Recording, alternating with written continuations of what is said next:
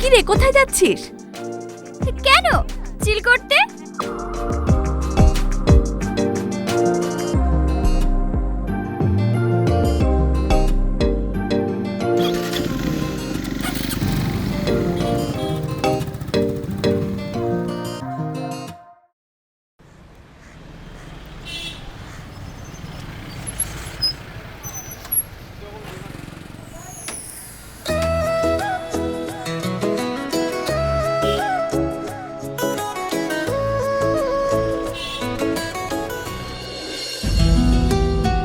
আচ্ছা, তুমি আমাকে কতটা ভালোবাসো?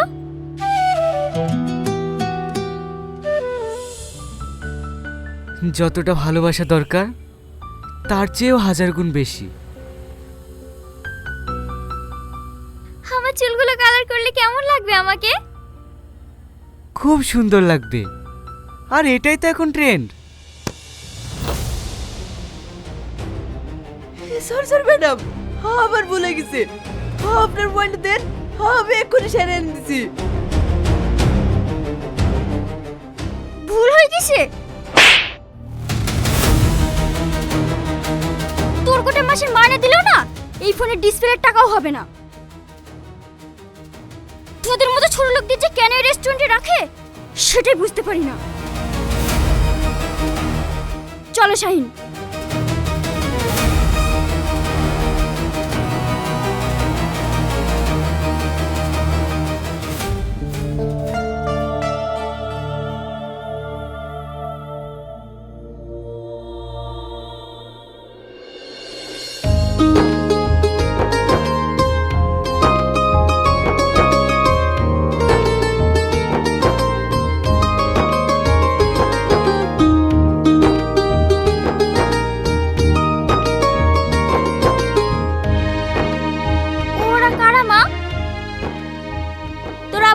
ছেলে তোকে বিয়ের জন্য দেখতে এসেছে। কিন্তু আব্বু তো আমাকে কিছুই বলেনি। তোকে আবার কি বলবে? আমি এখন বিয়ে করতে পারবো না।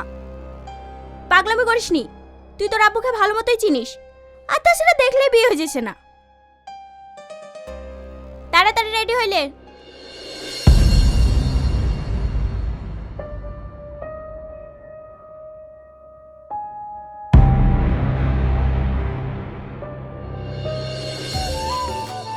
তোমাদের মাদ্রাসা এখন কেমন চলছে বাপ? জি আলহামদুলিল্লাহ, আল্লাহর রহমতে বেশ ভালোই চলছে। সত্যি ভাই, এমন ভালো ছেলে পাওয়া এই যুগে সত্যিই খুব কঠিন। মাদ্রাসার এতিম বাচ্চাদের বিনামূল্যে যেভাবে পড়াচ্ছে, রোহনকে যতই দেখি ততই অবাক হয়ে যায়।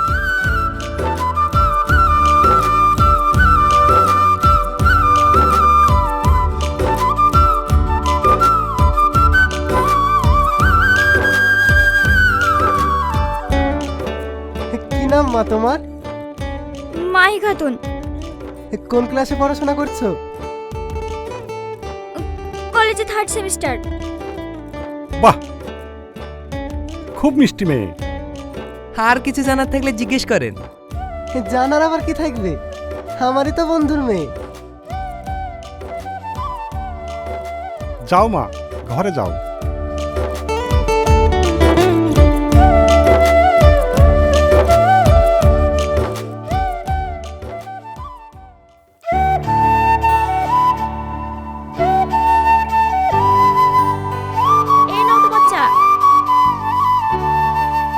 মাহি কোথায়? ওকে দেখতে পাসিনি। ঘরে মন খারাপ করে বসে আছে। মন খারাপ করে বসে আছে কেন? ওকে না জানিয়ে ছেলে পক্ষে দেখতে এসেছে, সেই জন্য। এতে আবার মন খারাপ করা কি আছে?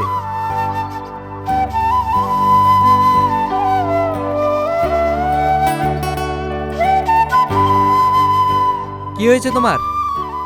কিছু হয়নি। আমার সঙ্গে খাবে, চলো। আমার খিদে নেই, খাবো না আমি।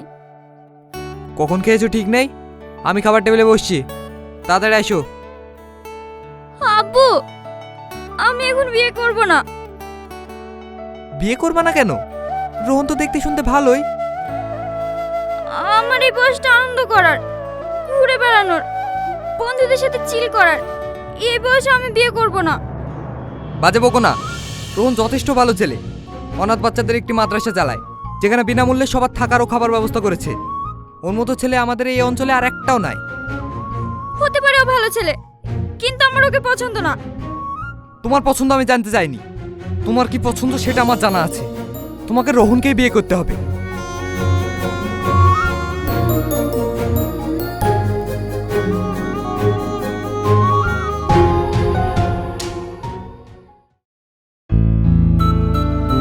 What happened baby? মন খারাপ মনে হচ্ছে? তেমন কিছু না। তাহলে মন খারাপ করে বসে আছো কেন? আব্বু আমার জোর করে বিয়ে ঠিক করেছে। আমি এখন বিয়ে করতে চাই না।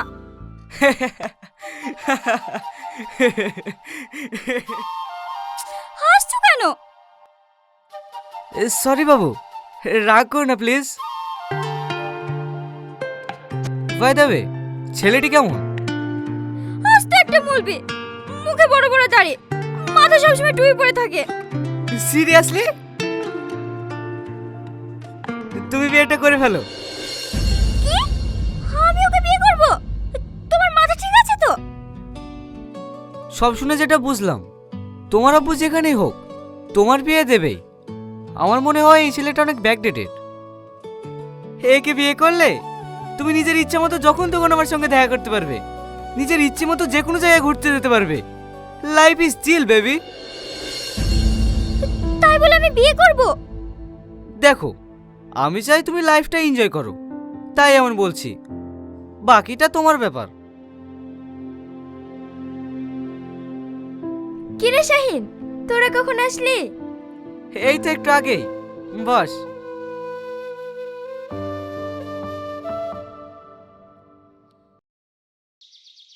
আব্বু, আমি ওই ছেলেকে বিয়ে করতে রাজি।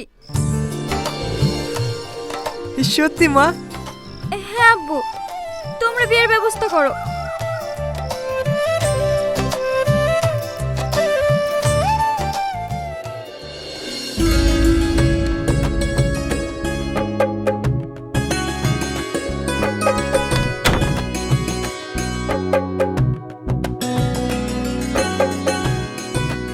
আসসালামু আলাইকুম। আল্লাহ তাআলা আমাদের জন্য বিয়েকে রহমত বানিয়েছেন। হাদিসে এসেছে, বিয়ের পর স্বামী স্ত্রী যদি একসাথে 2 রাকাত নফল নামাজ পড়ে, তাহলে আল্লাহ তাদের দাম্পত্য জীবনে বরকত ও শান্তি দান করেন। চলো আমরা আল্লাহর নাম নিয়ে আমাদের পথ চলা শুরু করি। ছাড়ো আমাকে, অনেকক্ষণ থেকে তোমার বকবক সহ্য করছি। কে তোমার বউ? আমি কারোর বউ না। আমার একটু স্বাধীনতার দরকার ছিল, তাই তোমাকে বিয়ে করেছি।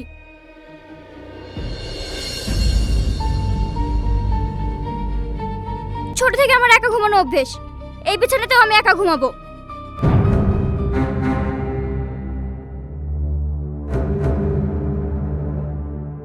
কি হলো, কথা কানে যাচ্ছে না? হ্যাঁ হ্যাঁ, তুমি এখানে ঘুমাও, আমি ওই সোফায় ঘুমাচ্ছি।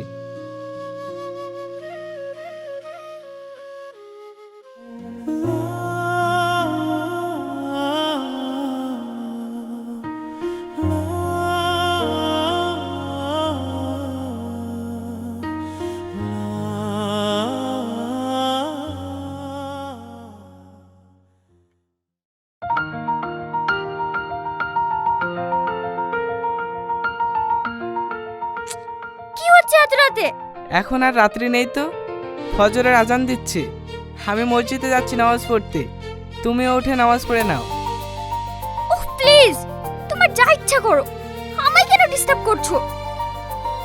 আল্লাহ বলেছে, উত্তম ব্যক্তি সেই যে নিজে নামাজ পড়ে ও অন্য ব্যক্তিকে নামাজ পড়ার দাওয়াত দেয়। ধুর, বিরক্ত করে মারবে।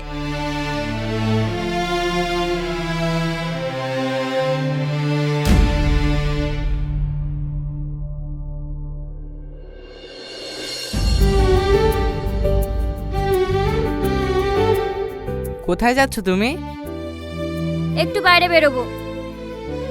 আজকে বাড়িতে অনেক মানুষজন আছে, সাথে মা আব্বুও আছে। আজকে দিনটা বাইরে না গেলে হতো না? না হতো না, আমার ফ্রেন্ডসরা আমার জন্য অপেক্ষা করছে। দাঁড়াও মাহি, আবার কি হলো? তুমি যে পোশাকটা পরে বাইরে যাচ্ছ এটা ইসলামে পরা নিষেধ আছে। হোয়াট? এখন আমি কি পরবো সেটা তুমি ডিসাইড করবে। আমি না, আল্লাহ রসুল নিজে বলেছেন কোনো মেয়ে ছেলেদের মতো পোশাক পরতে পারবে না। ধুর, একটা ছেলেই জানে অন্য ছেলেরা মেয়েদের দেখে কি নজরে তাকায়। এই পোশাক পরে বাইরে যেও না। এত অত্যাচার আর ভালো লাগে না।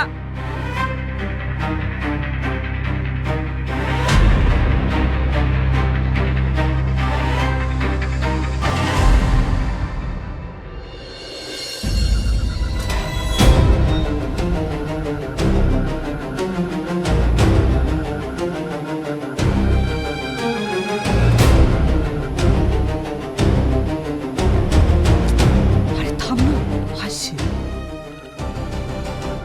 গহনাগুলো সব নিয়ে এসছো তো? হ্যাঁ, সব নিয়ে এসেছি। দাও, আমাকে দাও। এখানে যা আছে সবই তো আমাদের, আমার কাছে থাক না। আরে দাও না। এ কি করছো শাহিন? ছাড়ো বলছি, ছাড়ো। এ কি করছো শাহিন? ছাড়ো বলছি।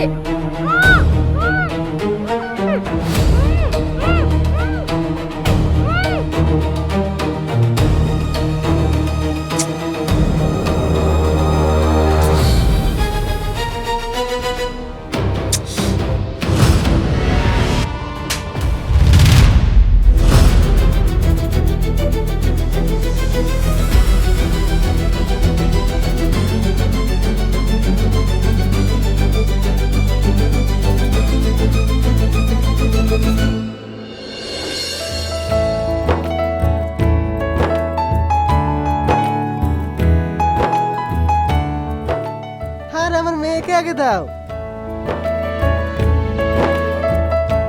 তুমি হলে এবারের একমাত্র বৌমা, আমার নিজের কোনো মেয়ে নেই, তাই তুমিই আমার মেয়ে।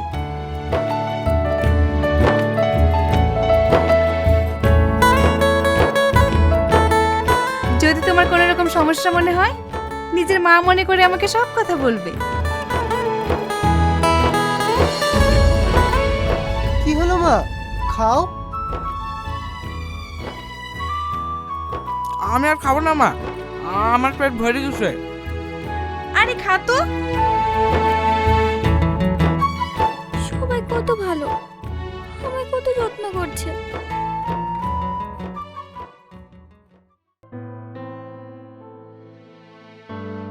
মাহি, তোমার জন্য কিছু জিনিস এনেছি। আমার জন্য কি জিনিস? এখানে একটা জায়নামাজ, একটা বোরখা, আর কিছু হাদিসের বই আছে। এগুলো তোমাকে দিনের পথে চলতে সহায়তা করবে, যেন প্রতিটি পদক্ষেপে আল্লাহর রহমত তোমার সঙ্গে থাকে। দাঁড়াও রোহন, তুমি অনেক ভালো ছেলে। আমি তোমার সাথে খারাপ ব্যবহার করলেও তুমি আমার সাথে ভালো ব্যবহারটাই করেছো। কিন্তু আমার পাশ জানার পর তুমি আমাকে ঘৃণা করবে। তুমি যদি মন থেকে তওবা করে সব খারাপ কাজ ছেড়ে দাও, যদি তোমার আসমান সমানও পাপ থাকে, আল্লাহ তাআলা সেটাও মাফ করে দেবে। আর যেটা আল্লাহ মাফ করে দেবে, মানুষ হয়ে আমরা কেন পারবো না?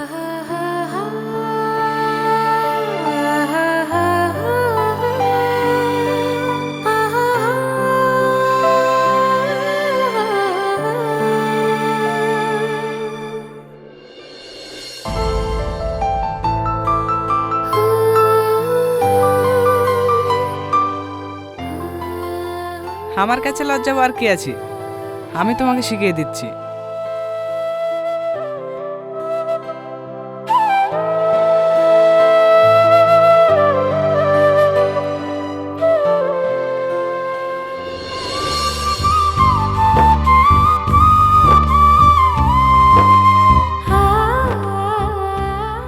নবীজি বলেছেন, যে ব্যক্তি আল্লাহর জন্য তার পথ পরিবর্তন করে, আল্লাহও তার জীবন পরিবর্তন করে।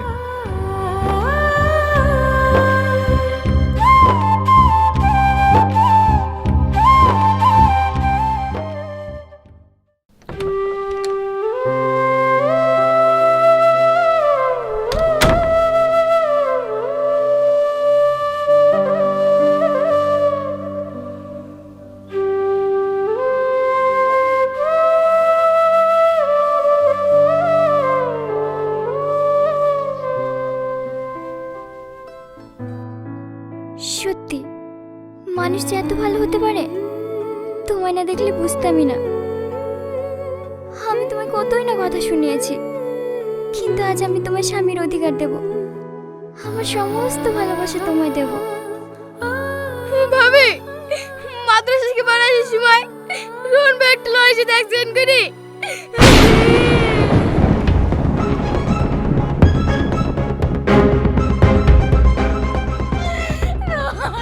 রোহন, রোহন, কথা বল রোহন, রোহন।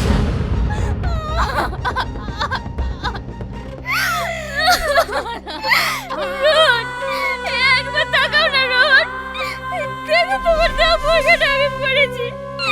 একবার তাকাও না রোহন।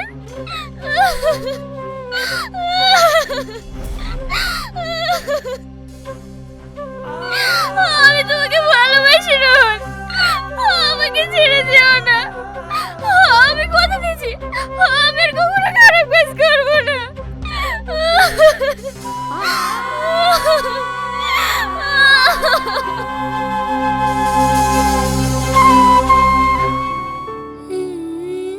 আমরা পৃথিবীতে কতদিন বেঁচে আছি জানি না। আল্লাহ যেদিন আমাদেরকে ডাকবে সেদিন চলে যেতে হবে। কি হবে এত খারাপ কাজ করে? চল আমরা সবাই তওবা করে সমস্ত খারাপ কাজ থেকে সরে আসি। বাচ্চাটা কে? মাদ্রাসার একটি এতিম বাচ্চা। ওর আব্বু মা কেউ নেই, সব সময় আমার কাছেই থাকে। একটু পরে মাগরিবের আজান দেবে, আমি বাড়ি যাই। সময় পেলে যাস আমার বাড়ি।